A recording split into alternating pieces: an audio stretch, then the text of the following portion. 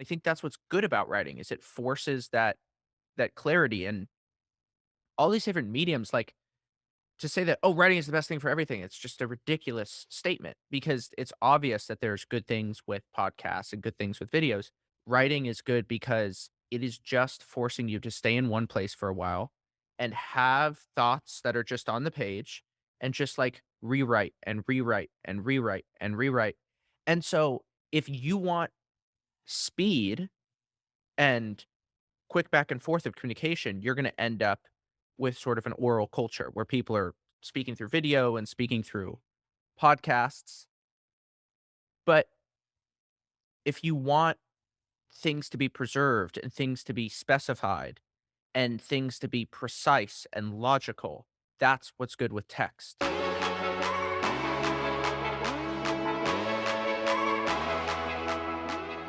I have a lot of questions for you related to writing, which I know you have some opinions on. Yeah. Yeah, um, totally. we, Once or twice before. yeah, we do a lot of writing at Yeah. levels. Um, a lot of it in very long form, Yeah. and we're starting to run into some limits with writing and bumping into some of these edge cases that I'm hoping maybe you have some opinions on. Um, Yeah. so I'll just describe one of the specific limitations that we're Who's discovering. going to listen to this? Like, am I speaking to you? Am I speaking to a team? Am I speaking to Yeah, who just am I speaking to? like think of the audience as me and our team, but we'll end up publishing it live anyway. But that's really who it's for. Um, Cool. the One of the limits that we're seeing with writing as a medium compared to something like video or audio or meetings is that writing does not convey this is my hypothesis that writing is not capable of conveying the same kind of emotional information that you get when you do something in video or in a meeting. The body language, the tone, it's just like a, I would say that doing things in writing is almost like pushing information through a lossy compression algorithm. Mhm. And so there's just so much, it's denser, but there's just a lot of information that gets lost in that compression. And so there have been conversations that I've witnessed in back and forth written communication where I can see the tension escalating in the conversation, but totally unnecessarily so. Like it's just a misunderstanding of a couple words in a sentence that led somebody to think that somebody was upset about something, even though they weren't, which then just, it almost feels like writing as a communication form is inherently trust depleting in a way that in person or audio or video isn't. I don't know if you have thoughts on that. Yeah, I mean, I think that you have to think of the jobs to be done with each of these mediums. So, audio is very good at riling people up. Hmm. If you read certain history books around the invention of radio, the authors repeatedly argue that radio created the ability for dictatorships to happen and for these mass movements to begin Really? because, yeah, because of the way that the audio message can fire people up. It can spread widely. It can reach the masses. And audio is very egalitarian in terms of consumption.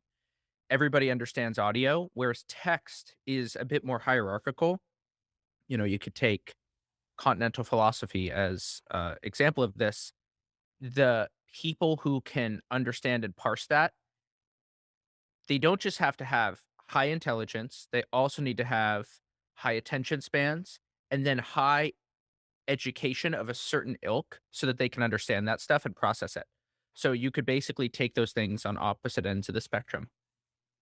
Video is adding visuals to audio. So basically, you're suppressing the audio aspect of it. You're adding visuals, but it's super expensive to produce, right? Like, how would you ever communicate via email on video. I mean, I guess you could do Loom or something. So, Yeah, that's what we do. yeah, okay, so cool. So that is a kind of personality, and I think that video and audio can be fun and stuff. So then that leaves text, I think, on both sides of the barbell. So I think what text is really good at is first, it's cheap and it's efficient. So everyone can receive text. It doesn't cost a lot of storage on your computer. It's pretty easy to fire off. And I think that it's a good balance of exerts higher costs on the producer of something than the consumer of it. Whereas I think audio often actually has higher costs for the consumer of something than the producer of it, right? So, like, say that I call you. Well, now I'm calling you at a time that's convenient for me, but not for you. And you have to pick up. So there's issues with that. You can get a kind of symmetry with voice notes, but then text is also really good on the other side in terms of preservation. So what's great about text is we know that text is going to be around in 30, 50 years, and it forces a kind of compression that then can be valuable. So compression, I think we need to talk about that because compression is an issue when it's stripping out emotions in a conversation that needs to have a certain emotional tenor. Compression is an issue when there are things that need to be said that don't make it into the message. But compression is good when it comes to, say, onboarding, when there's things that you need to read, and you could have a whole team working on a document, and they can compress that into its finest parts so that it stays preserved. So you could almost think of a tension here between lossiness and preservation and lossiness and efficiency. Yeah, it's funny you say that because this ties into one of the other things that I have in my notes that for some reason, this is another hypothesis. It feels like writing is a lot harder than just like firing off a loom or an audio note or just like, hey, let's just get on a call.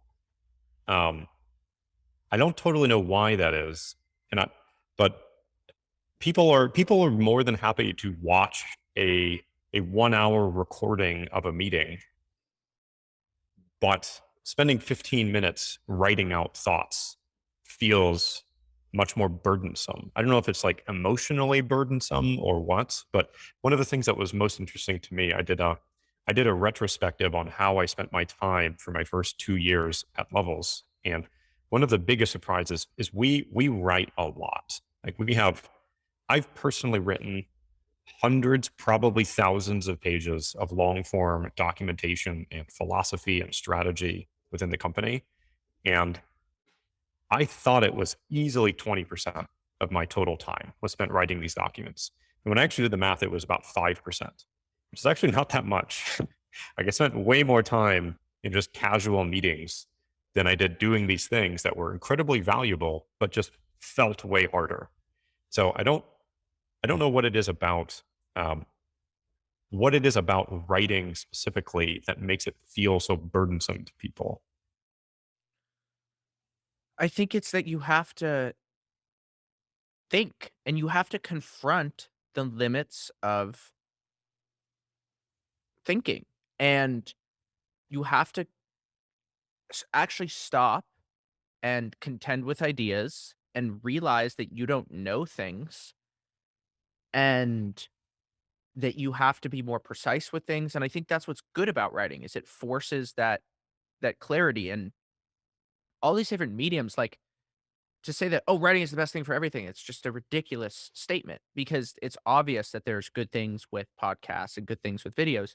But like from the producer side, writing is good because it is just forcing you to stay in one place for a while and have thoughts that are just on the page and just like rewrite and rewrite and rewrite and rewrite. And if you talk to a good author, it's painful, and they'll have rewritten that book, 5, 6, 8 times, and they'll just do it over and over. And so, if you want speed and quick back and forth of communication, you're gonna end up with sort of an oral culture where people are speaking through video and speaking through podcasts.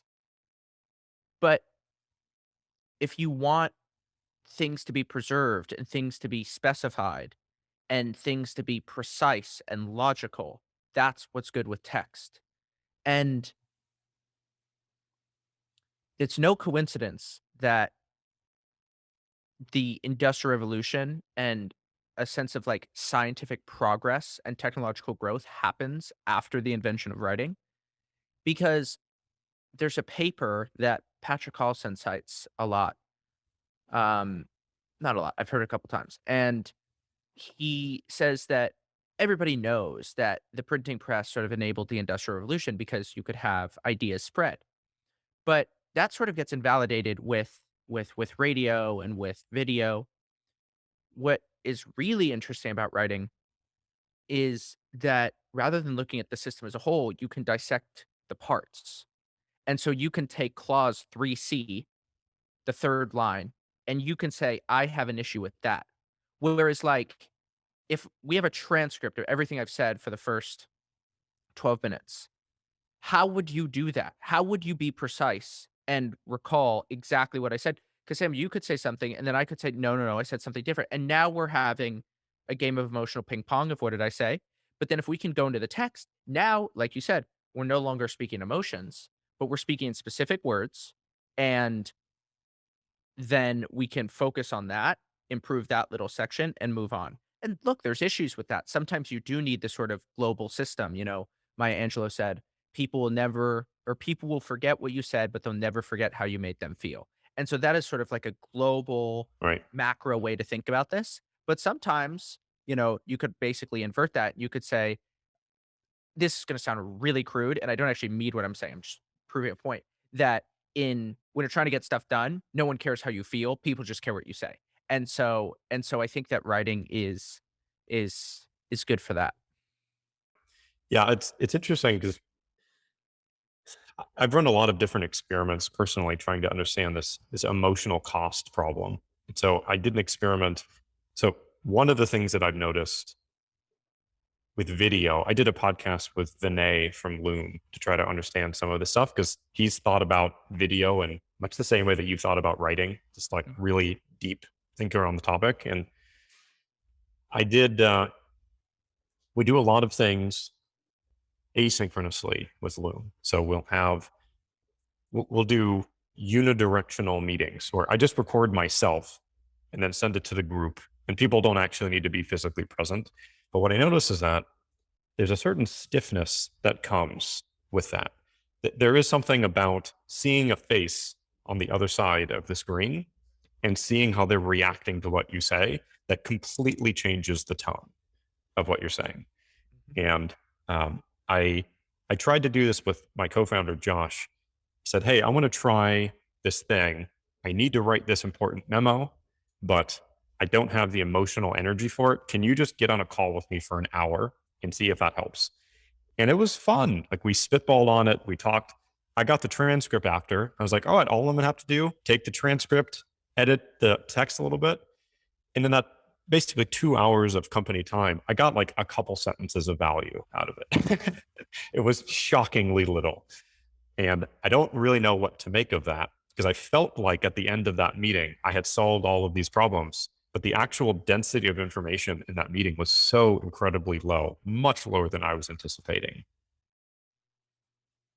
What's the lesson there? Is the lesson there that conversation does have low density, or is the lesson there this particular meeting? Like, like, where do you want me to follow there? Yeah, I mean, it ties into the how it made you feel because both Josh and I felt like it was productive, but when we actually looked at the output, it wasn't. So I'm wondering, it ties into that concept that you mentioned, but also I I was surprised to see how different the feeling was than the actual output of the conversation was. So um, I found for myself, this is one of your famous tweets around writing and connecting the dots, Yeah. and um, I found for me that writing, I often discover ideas in the process of writing that I don't in the process of conversation. course. And I don't, if you think about just, we'll take the proxy of the conversation I have with Josh. In the same amount of time that I was conversing with him, if I had just spent the time writing out my thoughts and thinking about it myself, I probably would have solved a lot more of these problems. Well, here's the thing. So conversation is an algorithm for randomness. Writing is an algorithm for depth. So basically, here's what I mean by that.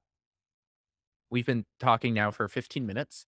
I have created and what's come out of my mouth is a bunch of things I've never said before and a bunch of ways of thinking about something that I've Yeah. never had. And in conversation, I'm forced to come up with an initial structure for those ideas. But if I were to look at the transcript of what I have said so far, I wouldn't be satisfied with the precision and the clarity of what I'm saying. So, conversation is a Right. very good place to find new areas, new territories, say, "Oh, wow, that's a part of my brain I've never come across before." That's like a new plane of reality that my brain has never traveled. It's a new zip code I didn't know existed, but it's not you're not building houses. Writing is where you're building houses. You're thinking through the plumbing of an idea. You're going in, you're like adding furniture and stuff like that. And then what's great is once you have that, then it's much easier to speak about whatever the thing is that you've written about. And so I think that there's a certain intuition that you have to develop that I think we have to develop as a culture around these different modes of communication and when is writing the place to go versus other things. One thing that I do think is a pretty good change though is the death of everybody has to be in the same room PowerPoint presentations. I think that that's sort of the worst of all worlds. But like Right. if you take something like if you take something like, there's also I just wanna say there's also different kinds of writing here. So, see, this is what I mean. This is a new idea I've never had before. So you're bringing me into new territory. So I think that there's writing as speech, and then there's writing as, um so let's call it writing as conversation, and then writing as a sort of refined thought. And so email writing is more writing as speech. This is like 2 people talking. And if you were to take that a step further, that's texting, right? Texting, like I just sent a text to a friend, "Hey, let me think about it," but not let me. It's LEMME. Let me think about it, right? I'm actually trying to replicate speech patterns and personality in the way that I'm Right. sending a text. With emojis and Whereas such. exactly, right? But it also it comes into the way that the language is formed. And then there's writing as, like, very refined thought. And so, I think it's worth asking, like, why does Jeff Bezos get so much out of writing those annual letters? So you could say there's a scale component, there's a lastingness of those ideas component, there's a he's just getting clarity on what are the big themes of the year. And I see the same thing with my annual review. I spent, like, 2 weeks, and this is all that I worked on, this annual review, giant piece. But what's great is I know that by writing this thing, I have it forces me to do the work to clarify what are my goals for the next year? Where did I fail? Where did I do well last year? And think, what are my values? And then what's great about writing is a certain scannability. So, like, for example, when I was using levels and night 2, I had gnocchi and my glucose spiked to the moon, maybe to Mars. I was like, "Dude, what Yeah. happened?" Right? What happened? And you had an article right there, and so I started reading different levels articles, and in my notes, I can go back and look at levels articles and what mattered to me, and I can now think better about my food. And so there's a transferability, whereas, like, if you only had videos, then I wouldn't be able to go back and reference that. Yeah, it's an interesting thing. The related to the we'll start with, I actually want to talk both about the conversational component of writing and the long form component of writing. Um, by complete coincidence, yesterday I wrote a memo on why we write so many memos. It's on long form memos and decision making. And one of the things that we'll start with the conversational piece. The I don't know if this has been your experience, but we've been doing a lot of experimentation around this. I have found, at least my hypothesis here is that conversational messaging in text form is inherently trust depleting between people. Like Toby from Shopify talked about this idea of a trust battery. And when you see people's face, when you see them in person, when you hear their tone, when you empathize with them, you're recharging the trust batteries. When you see somebody behind, it's just like text communication behind a screen, this back and forth, which almost always, because of the compression, leads to lost information and ease of misunderstanding. I It really does feel like written conversational form is inherently depleting in terms of trust in a way that other forms of communication aren't. Is that reasonable? Yeah, I think that given given what you're saying, the answer is yes. The one caveat I would add would be something like a performance review where you want to write that out.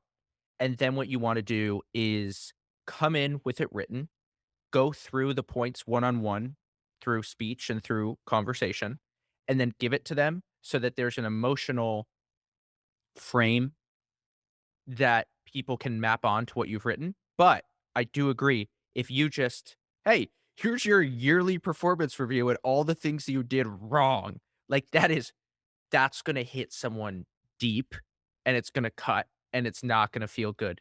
And so specifically the answer is yes. I see exactly what you're saying. Uh the big thing I would add to that is there's times where you do wanna write something to think through whatever it is that you're saying, and I do this all the time, like, if I'm gonna have a difficult conversation, like, I'll show up at dinner with something written, often in bullet points, have the conversation, and then give it to them after as a central record of truth, right? Like, the record of truth is a big thing here, right? It's not a coincidence that the Magna Carta and Hammurabi's Code, like, these are things that are written, they're not things that are Yeah, said, right. right? Yeah, so an interesting counterpoint to the writing as inherently trust depleting. So the memo that I just wrote on memos is actually about how writing and long form writing specifically is actually trust enhancing Hmm, and is necessary for delegating decisions and for trust in leadership, where um, you can have lots of meetings with people to try to understand their way of thinking, but it's only after somebody writes their thoughts in long form, when you could follow along with their thought process, when they go deep on a concept and you can understand how they think about problem solving. Like a lot of the people who join levels for a leadership role, the first thing they do is they write a long memo on their area of so focus. this is really interesting. Now, We're now getting into 2 different kinds of trust. There was the trust that you talked about with the trust battery, which is a great concept, and that is the trust of emotion and empathy and the trust that leads to friendship. That is a heart-driven trust. Now what you're talking about is mind-driven trust, which is the trust of expertise, and that is, I trust this person, they have written this, and I'm gonna go contact them. So I would say that even the impetus for this meeting is exactly that kind of trust. I've clearly written a lot about writing. You've seen that. You've seen it over time. And you said, okay, David is somebody who's thought a lot about this. And I basically did a proof of stake by yeah. words. And then you said, okay, now I trust him with the expertise. And so I think that we're talking about 2 different kinds of trust here. Yeah, that's a very interesting point. Um, a, a specific recent example, Maz, who we just brought on to lead, he's head of business. He just last week finished his first long form memo to sort of define what he's going to be working on, and it's 12,000 words, which is actually not uncommon for the length of a memo at levels. Um, we really do expect people to put significant, deep thought into what it is that they're doing. And one of the main advantages for me is that it really it really does build my confidence when I see how they think about approaching problems. One of the challenges that we're having is what I'll call, I think I've heard it called context collapse, Yeah. which is we have so much information Yeah. that that 12,000 word memo, some of that really does need to be seen by engineering, but maybe like one paragraph. Right. And it is it is too much to ask of the writer, of the author, to know the context of every business unit to create a separate memo for each unit. Right. That'd be Like, ridiculous. it'd be ridiculous because they also don't know what the other people need to know. But The see, context. that's a great example of then Moz should make a loom and should say, hey, in the description of the loom, refer to the one paragraph and have the loom add context. Yeah, definitely. We actually started doing a Loom summary at the top of each of these memos, which has been really helpful. Just like the 10-minute walkthrough of the high level concepts. That's been good. We've been considering the idea of hiring what we would call a librarian or a head documentarian, somebody Nice. whose job it is just to, they're like the context masters. Yep. They read everything and they synthesize it for like the weekly engineering summary or the weekly editorial summary, everything the editorial team needs to know. um, we haven't done it because it feels like busy work almost. You should look into governments. And I bet that there's somebody in the cabinet of the president, maybe in America, maybe somewhere else, who does this position. So, like, Interesting. because this has to happen, right? So, like, Yeah, how does the president get this? And there's all of these memos that are written. So, who is doing that summary, that filtration? Because it's not the chief of staff; they're doing a bunch of other stuff. So, yeah, where does that role exist? And for me, what comes to mind is government. that's fascinating. I know some people that I'm gonna ask that exact question. Um, the One of the other things I had in my notes here for the call is circling back to the concept of the high emotional cost of writing. Um, are I feel it every morning. Yeah, Never changes. yeah, totally. One of the things that one of our engineers, Jinlu, I had a conversation with her about writing, and she had a hypothesis that I think might be accurate, or at least somewhat. It's certainly an input, which is that there's something around the ambiguity of time to completion Hmm. that comes with writing. If you have a 1 hour meeting, you know you're committing to an hour. When I start writing a memo, I'm opening Pandora's box. Yeah. Like, there's meetings are in manager time and writing is in maker time. Yep. Like, I will not be able to muster the emotional energy to start writing something unless I have the entire rest of the day blocked off. I'm just incapable of it. I know some people can block like 6 hours to write. I can't. I have to have nothing else going on, or I just can't muster the emotional energy. So, and sometimes that memo ends up taking 45 minutes, even though I blocked off the whole day. Yeah. And like Tom on our team mentioned how there have been some memos that he kept punting them for months, and he finally got around to writing it. It took him an hour and a half. He's like, "Why did I wait for so long to do this? I don't understand." Yeah, but that happens to me with chores, right? Yeah, sure. I mean, I gotta mail in my Texas voter registration. It's been on my table for so Yeah. long. Right. But I think with writing in particular, that time when you're thinking through something, when it's stirring in your mind, is you're also thinking about it. And so, look, I think that what we're coming to here is you absolutely positively do not want to write for a lot of these things. And like writing is almost like a time horizon.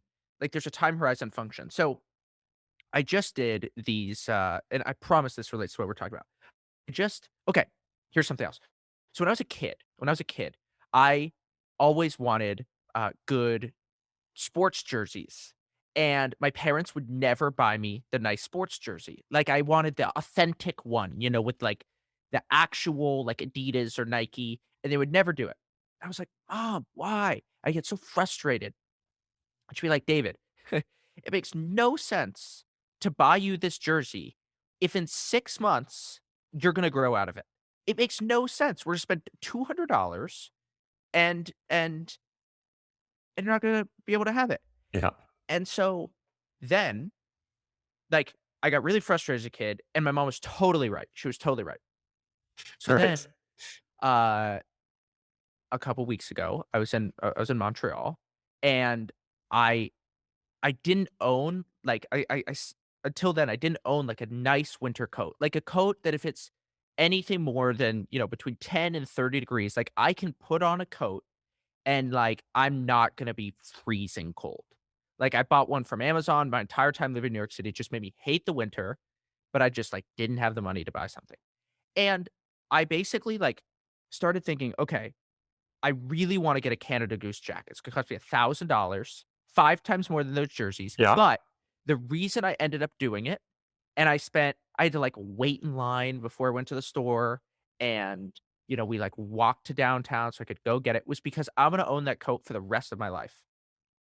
All this to say, writing is you want those long-term things that are gonna last the test of time, like a Canada Goose jacket, and sometimes it's good to get the knockoff jersey, and I'm not saying that podcasting and video is a knockoff jersey, like, it's a metaphor, but all this to Yeah. say, you wanna be writing when it's something that is, that everyone needs to see, it needs to be, you want that message to be relevant in a couple years, you want it to be both skimmable, and you want it to be precise, you want many people to comment on it, you wanna be able to go in specific sentences, and you want things like, if you're writing your yearly thing where every single person at Levels is gonna read this, I think that should be written. I think that should be written. But, like, your weekly review that's, in a 20-minute meeting, of course you shouldn't spend all these hours writing it. So I think that there's a time horizon function here. Yeah, it's a good point. And like number of people who follow it. I mean, some of our longest strategy memos, like our editorial strategy, was written a year ago, and it's still relevant. Of course. Like, our editorial director put many, many weeks, if not months, into writing it, and then it became the strategy. So I look back on some of our foundational strategy documents, and I'm shocked by how they're still relevant, like a year, 2 years later. So I definitely hear that. Yeah, I mean, also, I just see from my inner review, so we've been hiring a bunch of people, and people will ask certain questions. Hey, what's the vision? And how's the company structured? And had I not written out those answers, there just wouldn't be a level of clarity. Like, writing is going to force clarity. And so you have to think of writing as basically like a high investment activity. And so the only thing, like a Canada Goose jacket, that's going to justify a high investment is a long time horizon or volume of a lot of people can read it. But even then, that doesn't mean that you should necessarily write, and also something that you really need clarity around whatever it is that you're saying. Yeah. And I also actually want to circle back to something you said just a minute ago that struck me, which is that you're also postponing chores. But I think what you're also implying is that writing feels like a chore. It's really hard. Yeah. Because, like, I'm sure this has happened to you all the time where somebody says, "Hey, can we just jump on a call?" And you're like, "Yeah, okay, whatever." How many times has somebody said, like, "Hey, can you just write up a quick memo on this and send it to me?" And you're like, "Ah." It's like, "Can I do it by the end of the week? I don't really want to do that right now." But that, Well, the thing is, it's just like, I just love the idea that writing is weightlifting for the mind. And the thing is, you can go to the gym and you can, put up some serious iron, and everyone's like, yeah, of course that's tiring. Of course you're going to crash harder that night. But if you really need to dive into certain ideas, you know that there's a cost that's gonna come from that, right? Like, if you're no one's, like, weightlifting in the morning and then it's like, "Okay, I know that I have the same amount of energy for the afternoon to do something else." Yeah, And right. writing is the same way. I mean, after this, I have to edit a document for my friend, and I've just sort of been postponing it, because I know that that's gonna require serious thinking, and it's gonna make me tired. Yeah. One of the other categories of problems that I'm trying to think through is, um, there's this concept of, we'll call it finality Hmm. of ideas or decisions that, uh, for I'll give you a specific case study. So we when we hire a candidate, we would often write out what the job description is. We'd write out why we're hiring this person, and we would post it. And then we would get questions from people later on of like, why are we hiring this person? I don't understand. We started just as an experiment doing decision meetings where two people who were talking about that candidate, they basically just read out loud all of the things that were written down. And for whatever reason, that because there was a meeting where people agreed on something, even though it's all the same content, it leads to much more cohesion and finality on decisions. And so, one of the problems we have in, say, our communication tools, in some of our long form memos, even, is it's like every question or comment opens up a new open thread. And the conclusion of those threads never reaches like a certain point of finality. And so we've tried different approaches, and on one end, the long form memos can feel like tablets from Moses of like, this is the answer, and like no one can question it. And on the other end, it leads to just a never ending series of open questions that never leads to that same feeling of resolution and finality. So um, I don't know what exactly to make of that, but it's a consistent problem. Well, I think that so let's talk about the tablet for Moses thing. It's hilarious, but the thing is, in the modern age, Moses can do a collaborative Google Doc before he brings them down from Mount Sinai, right? Or something like that, you know? I mean, only Moses was actually allowed up on Mount Sinai, you know, to go be with the burning bush, so the metaphor doesn't quite hold, but, you know, Right. you know, we can be some Bible reconstructionists here and, you know, Right. make our metaphor. Uh-huh. Um, but but but that's the thing, and it's just important that there for certain kinds of projects that there is space for that collaboration, but also that finality is important. It's important. The Declaration of Independence is not the perfect document. The Bill of Rights is not the perfect document, but it's one that we have. It's set in stone and well, it's set in papyrus, but like the Magna Carta was set in stone. And there's an importance to that. And I don't think that having things be perfect is necessarily the best thing, because sometimes you're better off with something that is imperfect, but where you have alignment. And if you're so focused on perfection, what you're giving up there is a certain amount of alignment and cohesion. And, you know, it's like a boat. It's like a boat, right? Or it's like a rowboat. And I love watching the rowers in Austin because they're all moving the same speed. But, you know, if people start pedaling differently, you don't have the coxswain at the front of the boat, and now you're getting friction in places where there shouldn't be, and the boat slows way down even though the total units of effort are the same, if not more. And so what is so interesting about all this is there's trade-offs in every single place. And so a lot of these questions are just what is the problem to be solved? What is the job to be done? And then what are the best tools or combination of different mediums that are going to allow us to achieve that outcome the best? Yep, that makes sense. I wonder, in the context of finality or closure, Um, in we'll take this in the written conversational form as maybe the medium. Um, what in your from your perspective, what is it about meetings specifically of people being in the same room at the same time, or actually in like an interesting parasocial way, watching people in a meeting at the same time make a decision? What is it about that feels so different than coming to decisions in writing? Well, I don't know, 'cause I'm not sure I have enough experience with watching other people set decisions in meetings. Generally, I just ask them to send me a write-up of the decision and what they spoke about that is supposed to be lossy. I don't need to know everything Right. that happened in the meeting. I just wanna know in 5 to 6 sentences, what are we gonna do and why are we gonna do it? And I see writing so often as proof of work. It's just like, "Okay, we're gonna make Yep. this change in rite of passage." "Okay, why? Send me a memo." Yep.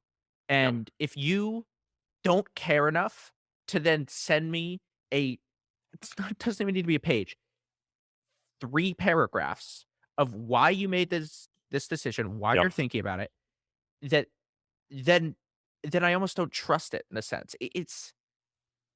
Yep. It's a way of showing me that you care instead of telling me that you care or something like that. Yeah.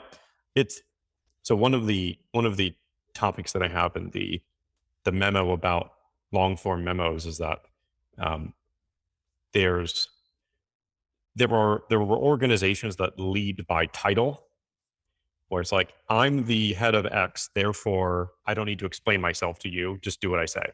Right. And then there are organizations that are built on like real trust, like deep trust, where it's it's a culture where people are treated like adults. Like it's reasonable for an adult to ask, why are we doing this? Mhm. And writing allows you to do that, to answer those questions in a scalable way. Um, one of the one of the things that I'm sure my team is sick of hearing me say at this point is that content solves a lot of problems. Like content scales, whether it's an audio, whether it's a video. One of the things that we actually do, all of our meetings internally are recorded, Mm. and we don't distribute most of them, but maybe 1 out of 10 meetings, there's this like a random gem that appears in the conversation. There was one recently where two people in their one-on-one, somebody was explaining their thoughts and methodology on business deals. And he said, like, this is like, we have to clip this and share this with the team. This is so interesting. And some of these internal conversations we even end up publishing externally and we get thousands of views from random people. That's probably Um, great for hiring too. yeah, exactly. It is. And it really does build trust. Interestingly, yesterday, I think it was yesterday, I got an email from a candidate. He was asking about what our clinical strategy is. And I sent him a long form document on clinical strategy, which Lauren Kelly Chu on our team wrote up. In fact, I'm gonna pull it up here and find out just how many words it is. Um, she spent more than a month writing it, and the document is 7,000 words. And like the candidate responded with like it's really encouraging to see the depth of thought that has gone into these ideas. And that's that trust building that I don't think you can get in any other way other than writing. It seems like that's the No. only format that There's a works. reason that people give out books as business cards and not documentaries, Yeah, right, right. Yeah, for sure. not YouTube videos.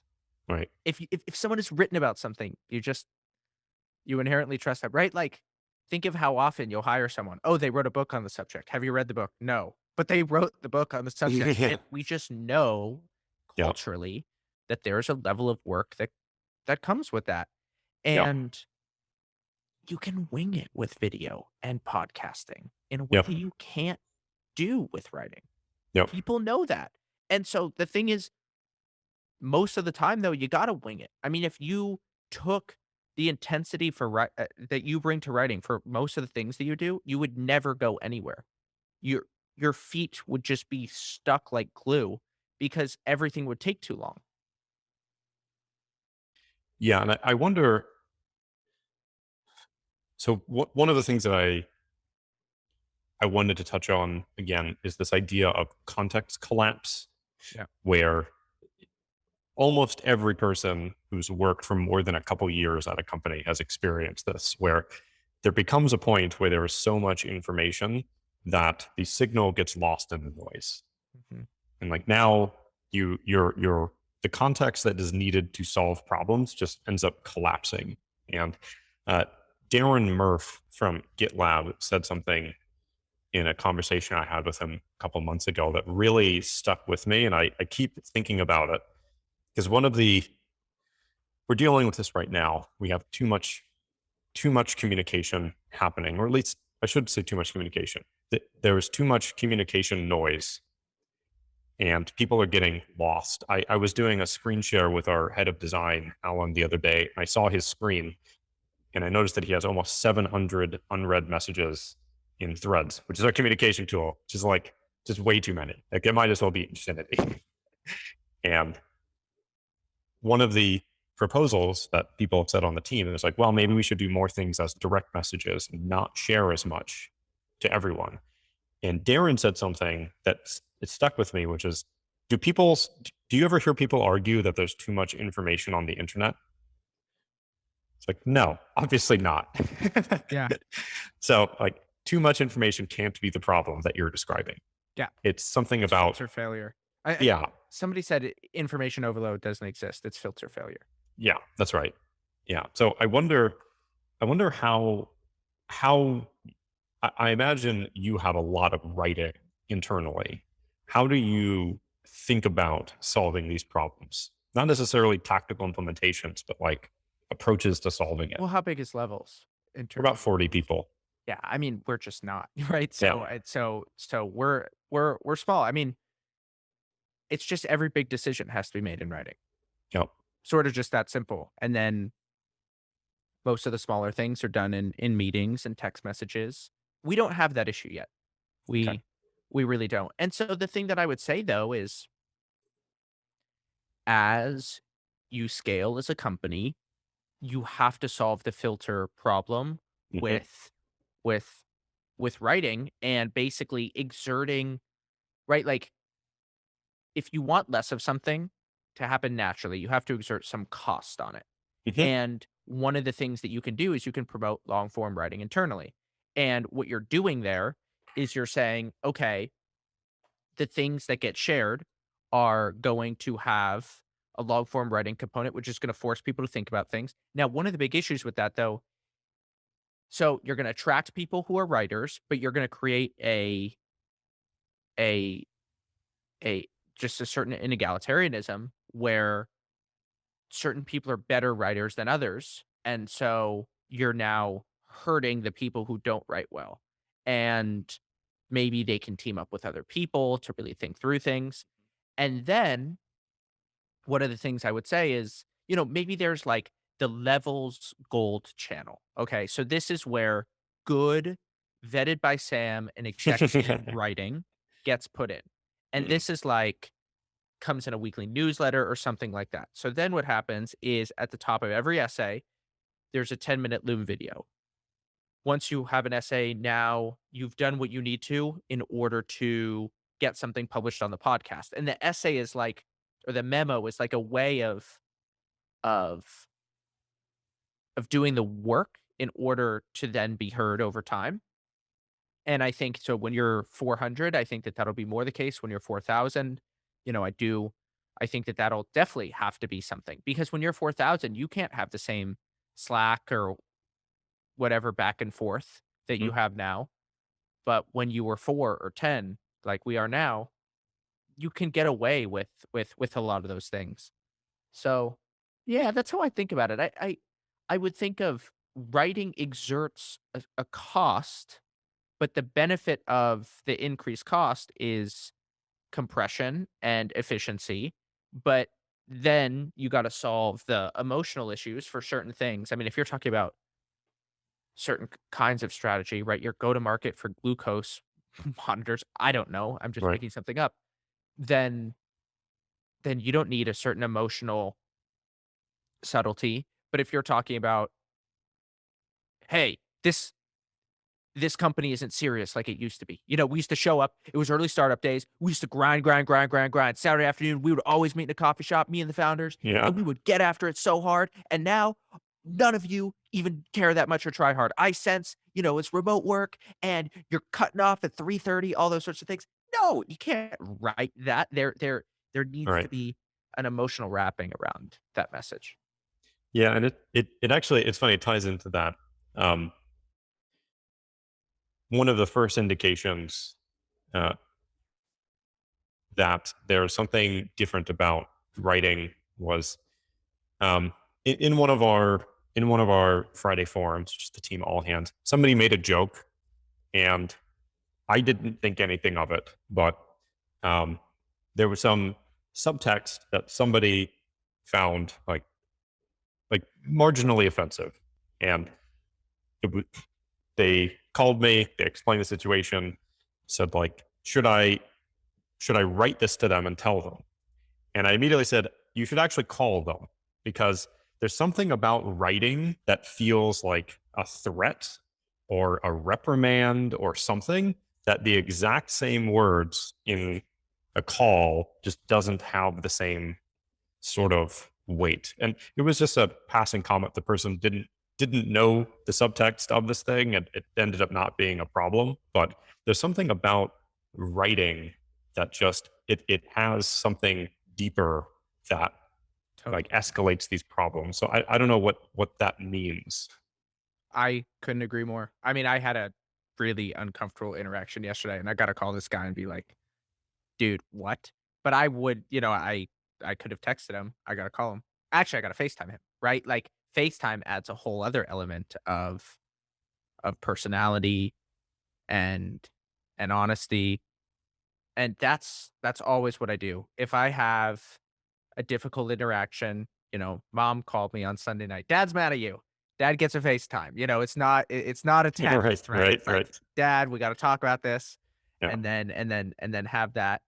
And I I agree, and I think that it's funny with things like this because everybody thinks that they know this, and there's certain things that people don't know that they don't know, and then there's certain things that they don't know that they know, and the don't know that they know is a really tricky place to be. I always think about yeah. this in building a career. Like, The when Dunning I Kruger started, problem. I wanted to work in social media, and the problem with social media is people actually aren't good at social media, but everyone's got Facebook and Instagram and Snapchat, so like, "Oh, I'm a social media expert, I don't need to hire you." And so, the point is in imparting these ideas, you can't baby people, and it has to be done intelligently. And also, there's just, a certain set of cultural norms to build around these things. Actually, that's an interesting idea. With things that people don't know, but they think they know, maybe the solution is cultural norms instead of explicit things that you're saying, because sometimes the explicit nature of things feels like you're talking down to people. Hey, if you have an issue with somebody, call them instead of text them. They're like, geez, what is this, the third grade? But then Yeah.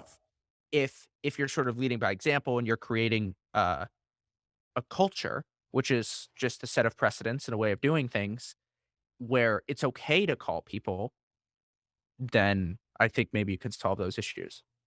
Yeah, and it's funny actually the role that writing plays in surfacing the things that you thought you knew but you don't actually know. Of course. Like the number of times that like I had an idea that I thought was very clear and crystallized, and other people on the team were confused by it. And I was like, "Ah, fine, I'll just write a memo on this." And I start writing it. I'm like 3 sentences in. I'm like, that's kind of it. It's kind of all I've got. Okay. Yeah. Maybe I didn't know this topic as well as I thought I did. And it required a lot more exploration and thought to really crystallize that to get it out to the team. Writing is a process of digging. Yeah. It's you're in one place and you just keep digging and you keep digging and you keep digging and you go into different layers and you discover weird things.